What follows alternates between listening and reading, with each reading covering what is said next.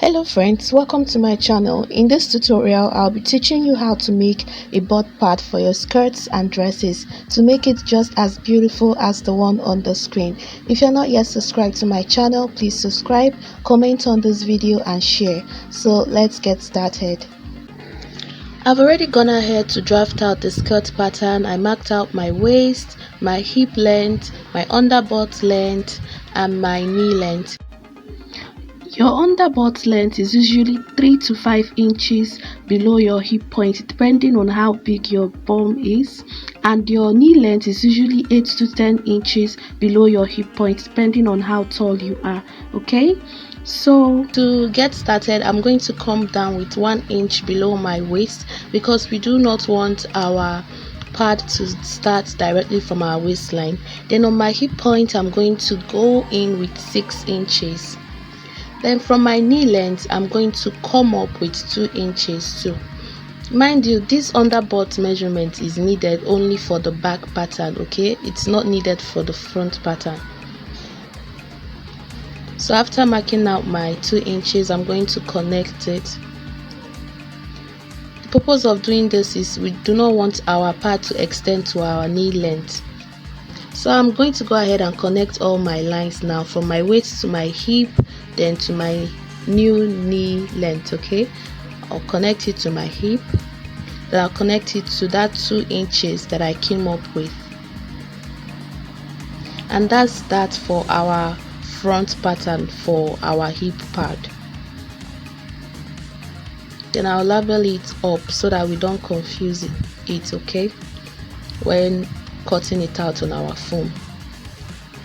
Then for the back pattern, I'm going to come in with 1 inch. This is to avoid our hip pad getting to our zipper allowance. Then I'll also go ahead and come down with 1 inch from the waist. Then on the underbutt length, I'm going to come out with about 4 inches. So what I'm going to do now is I'm going to connect from my waist to my hip, then from my hip to my underbutt, then to my knee length. Just watch closely and see what I'm doing. So I'll connect it to my hip, then I'll connect it to my underbutt using a curve. I'll try and blend this curve. I couldn't do it with my curve ruler, so I'm using my hand to blend it because we don't want it to be pointy. Then I'll connect from my underbutt to my knee length. And that is that for our butt pad pattern. I'll just label it up and back and front and every other thing. I'll now go ahead and cut it out. Mind you, for this skirt pattern, I used my normal round waist measurement, round hip measurement without adding anything, okay?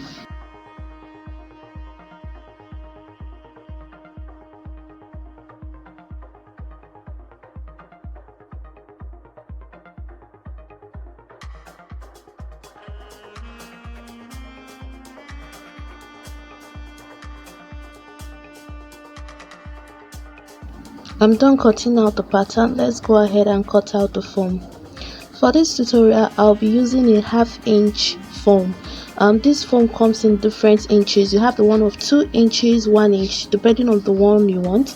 And you can always get this at the carpenter shop, or you can go to your store that they sell tailoring materials and ask them for it. They have it. So for this tutorial, I'm using the one of 1/2 inch. So I'm cutting it out now.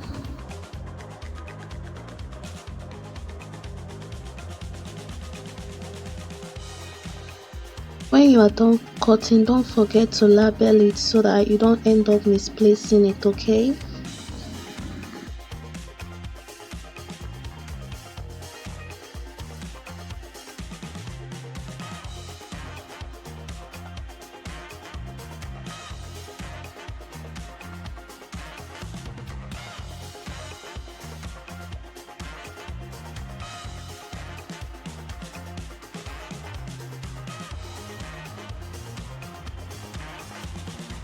When you are done, don't forget to label it, okay? So it's time to cut out the front part.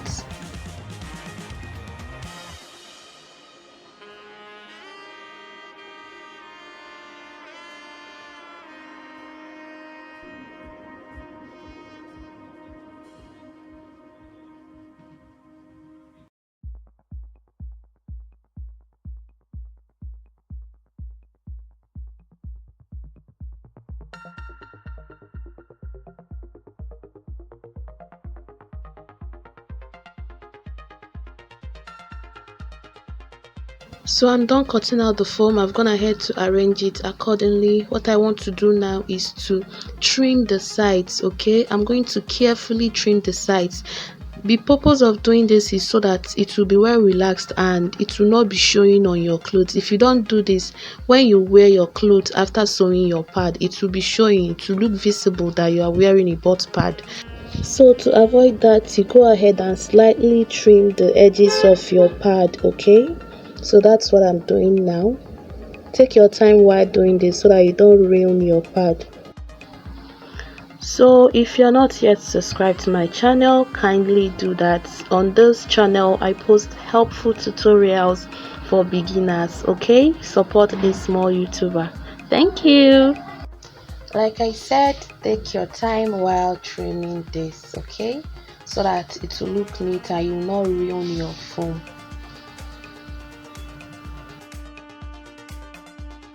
So I'm done trimming one set and this is what I have.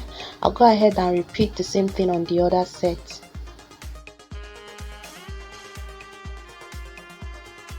I'm done, and the next thing to do is to wrap them up using my hairstay or pepper stay, depending on what you call it. So this hairstay has a fusible part. That's the part that you are going to place on the surface of your pad and iron it down. So I've done that already. The next thing I want to do now is to arrange them. As you can see, the parts that I labeled up and up, I'll join them together. That's one set, and I'm going to sew it down using 1/2 inch. Then I'll sew it round. Okay, I'll do this for both sides.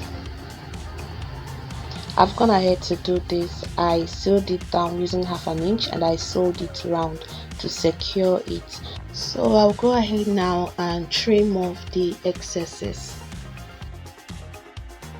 Take your time while doing this so that you won't cut into your seam line, okay?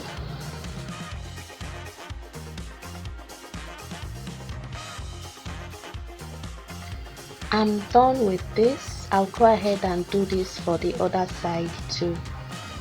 I'm done prepping my foam. It's now time to attach it to my fabric, and I'm going to be attaching this on the wrong side of my lining, okay, not on the right side, the wrong side, because you're going to be using the right side to cover your main fabric. And you cut out your lining using your normal body measurement. It's only on your main fabric that you are going to be adding allowance depending on the size of foam you are using. So if you are using a 1/2 inch foam, you add 1/2 inch to your normal fabric. If you are using a 2 inches foam, you add 2 inches to your main fabric, okay? But as for your lining, you are going to be using your normal measurements. So I'll go ahead and pin down my foam on my lining. To do this, open this allowance on your lining and pin it directly on the seam line, okay, so that it will be easy for you when you are stitching it. You can iron your seam allowance open to make this easier for you. Please, if you are not yet subscribed to my channel up till now, please do that, okay? I post very helpful tutorials for beginners. You will miss a lot if you don't subscribe to this channel, okay? It's important to take your time while pinning this, okay? No need to rush, just take your time and pay attention to what you are doing.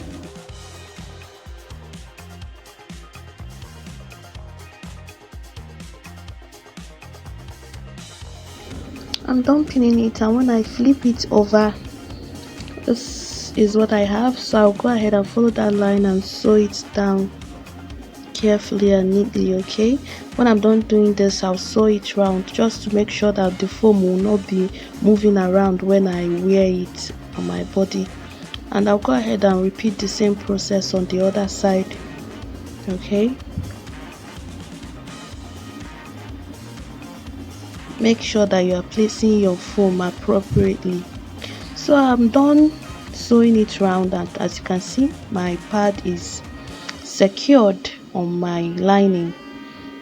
Like this, I can now go ahead and sew it on my, attach it to my main fabric, and this is what I'll have looking nice. So This is the end of this video.